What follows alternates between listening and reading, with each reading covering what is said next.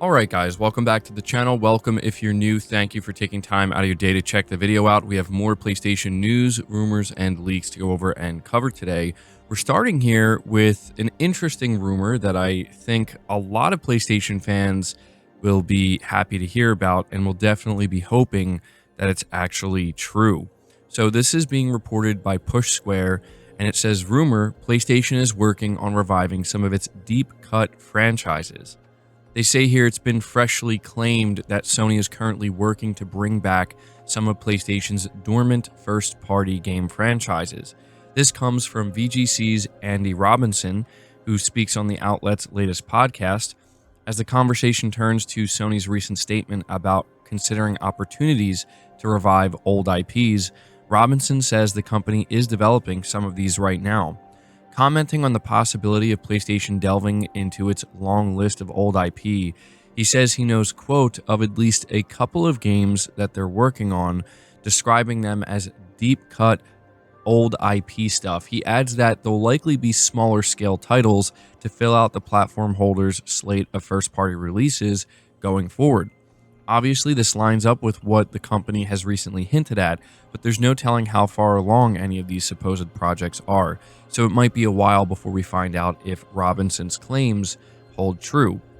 Now, I really do hope this does turn out to be true, and I do believe it because, yeah, Herman Hulst recently kind of hinted at them doing this without explicitly confirming it. And so you have to wonder what titles Sony is choosing to revive here, because they have a lot of classic IP, a lot of stuff that people have been asking for Sony to do more with for many, many years now. I also want to point out the part where he says that these will likely be smaller scale titles to kind of fill out the platform holders' slate of first-party releases. This makes a ton of sense.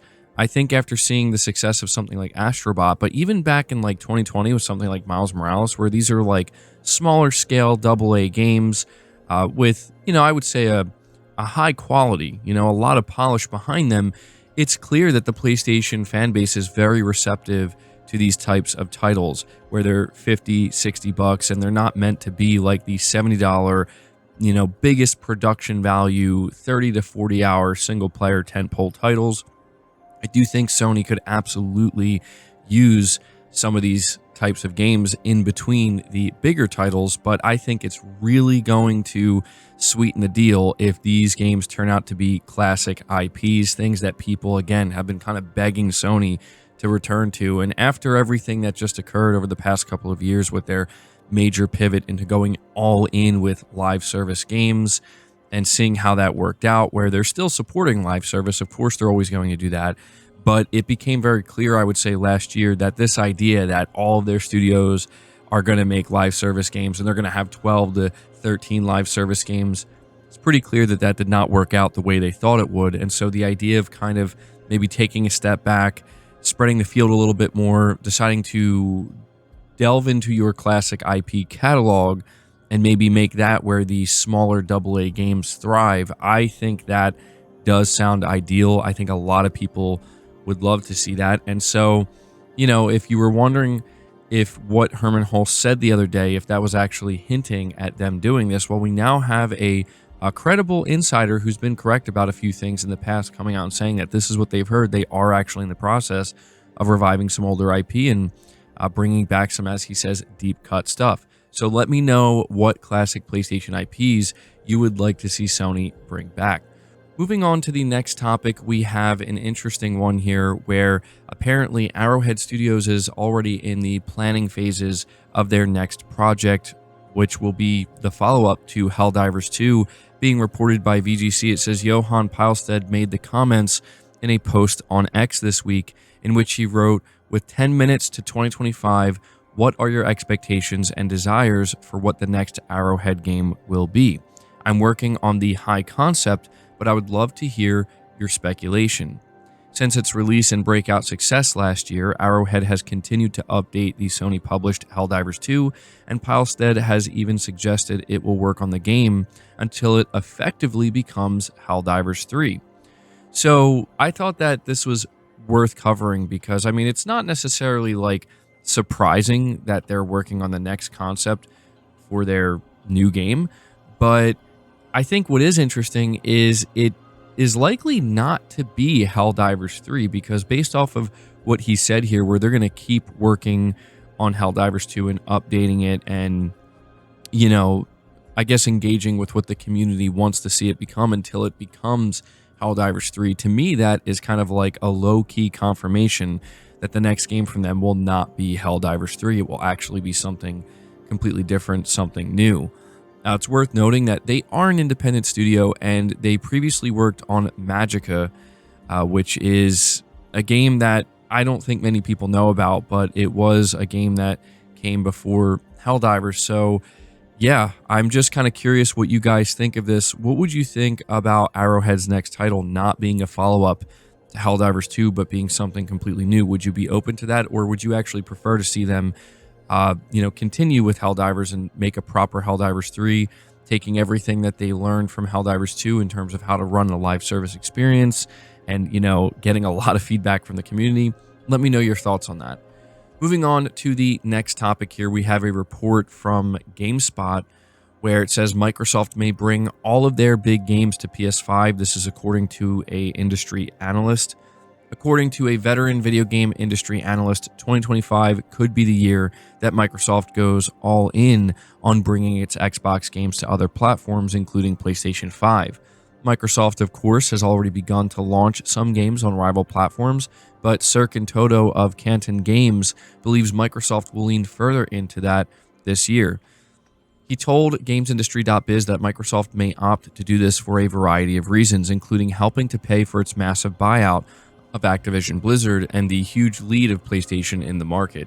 2025 might be the year where they go all in, Toto said. The $69 billion Activision Blizzard deal, rising costs across the board, the power of forever titles, the huge lead of Sony, and other factors will likely leave Microsoft no choice but to bring all their big games to PS5 early, including blockbusters such as Gears of War E-Day or Perfect Dark.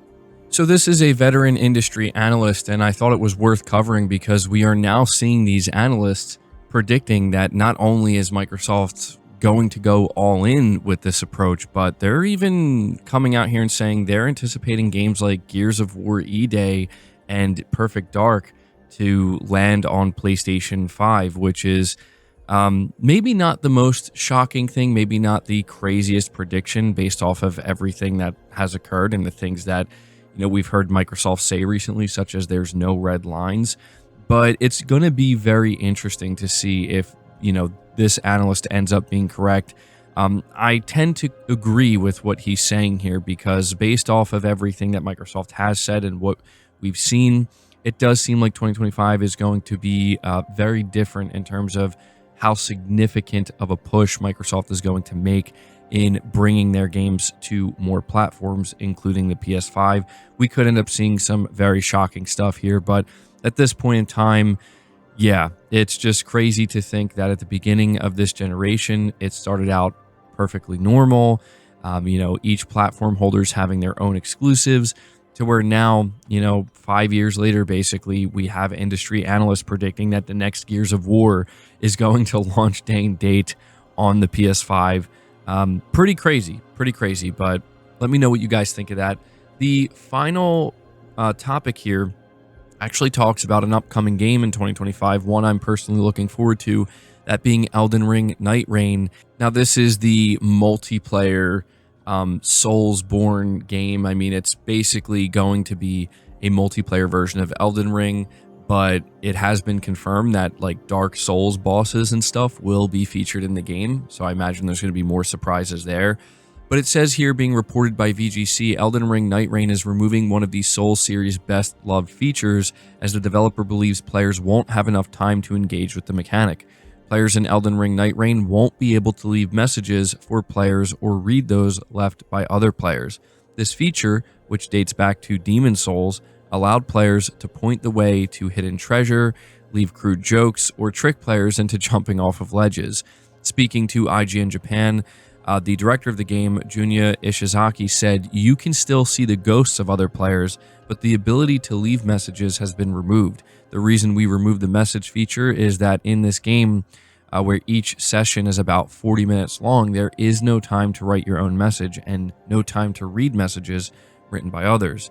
Another significant change is that currently, according to the developers, foes defeated in battle won't respawn when the player rests at a site of grace.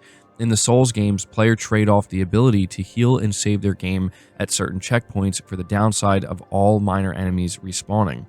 So, yeah, some pretty big changes here with Elden Ring Nightreign, but it kind of makes sense, right? When you think about why they're removing the message feature. I mean, every session is going to be different and procedurally generated. So, yeah, I'm not really sure how that would work. It definitely seems like this is the right call, and it would just simply be a broken feature if they tried to implement it.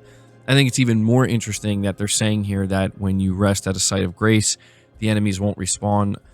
It just goes to show how different the, I guess, dynamic and the way it feels to play this multiplayer Elden Ring game, how different it's going to be from the main game and all previous Soulsborne titles. So there you go. Just wanted to give you guys an update on that. This is a game I am probably going to cover a little bit until we, see it released this year. But guys, that's going to do it for the video. I hope you enjoyed it. I hope you found it informative. If you did, leave it a like, subscribe if you're new, hit the bell notification icon, and feel free to share the video out on top of all that. But until next time, guys, take care.